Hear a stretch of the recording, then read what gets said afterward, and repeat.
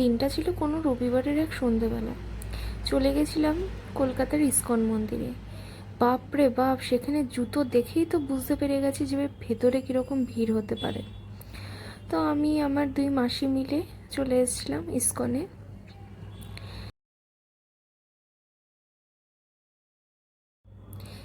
সিঁড়ি দিয়ে উঠে দোতলাতে গিয়েই দেখি, বাপ রে বাপ, প্রচুর লোকের ভিড়, প্রচুর লোক, যে আমি আদৌ বুঝতে পারছিলাম না মন্দিরে ঠাকুরের দর্শন পাবো কি পাবো না।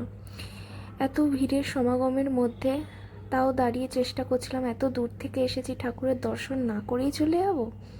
তো তার পাশেই দেখছি কয়েকজন মহিলা মিলে এখানে রাধা মাধবের ফুলের মালা গাচ্ছে।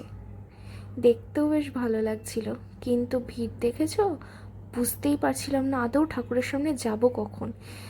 হাঁটতে হাঁটতে হাঁটতে হাঁটতে অবশেষে ঠাকুরের একটু দর্শন পেলাম।